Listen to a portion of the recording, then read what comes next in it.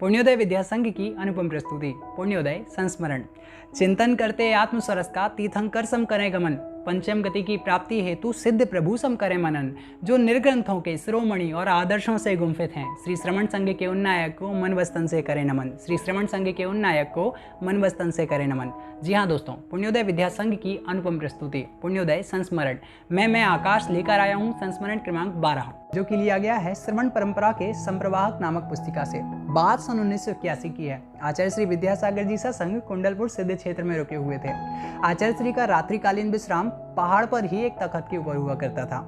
आचार्य श्री जब प्रातः काल सामायिक किया करते थे तो उसके पश्चात स्वयंभू स्तोत्र का पाठ प्रतिदिन उच्चारण पूर्वक किया करते थे। अब संघ में बहुत सारी नई बहनें आई थीं, तो वो बहनें आचार्य श्री के मुखार बिंद से उच्चारित होने वाले स्वयंभू स्तोत्र के पाठ को सुनने के लिए प्रतिदिन प्रातःकाल आचार्य श्री के समक्ष पहुंच जाती। एक दिन वही सभी बहनें आचार्य श्री के पास स्वयंभू स्तोत्र का पाठ सुनने के लिए पहाड़ पर जा रही थी कि अचानक से उन्होंने देखा कि वहां पे पहाड़ से नीचे उतरता हुआ एक 5 फीट लंबा और बहुत ही भयात्मक दिखने वाला अजगर आ रहा है। सभी बहनें पहले तो डर गईं, फिर उन्हें उत्सुकता थी कि हमें आचार्य श्री के मुखार बिंद से स्वयंभू स्तोत्र का पाठ सुनना है, तो वे सीधी वहां से दूसरे मार्ग से ऊपर चली गईं। अब आचार्य श्री अपने मुखार बिंद से स्वयंभू स्तोत्र का पाठ तो कर ही रहे थे।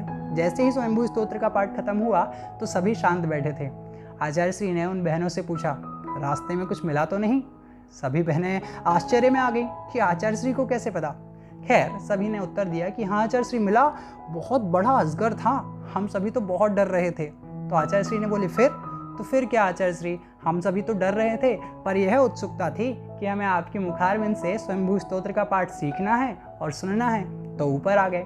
आचार्य श्री धीमे से मुस्कुराए और कहने लगे, अरे वो तो बहुत पुराना आसामी है, रोज यहीं तखत के नीचे बैठा रहता है, रात में आ जाता है और सुबह सुबह चला जाता है। इतनी सहजता से उन्होंने इतनी बड़ी बात बोल दी।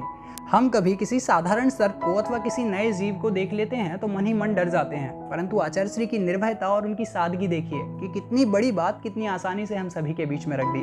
साथ में यह भी कहा कि आप डरिएगा नहीं, वो अपना काम करता है, आप अपना काम करते रहिए। ऐसे कई संस्मरण हैं जब आचार्य श्री के पास कोई ना कोई जीव, चाहे ऊंट हो, बंदर हो अथवा सर्प हो, उनके समक्ष आकर बैठ गए या फिर उनको स्पर्श करने लगे, परंतु आचार्य श्री अपनी आत्म साधना में, अपने ध्यान में सदैव लीन रहे, अडिग होकर, अकंप होकर हमेशा से अपनी आत्मा का चिंतन करते रहे।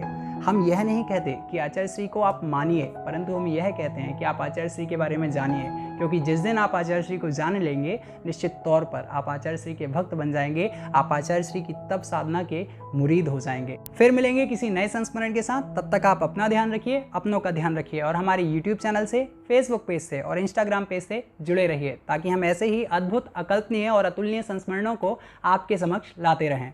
सादर जय जिनेंद्र।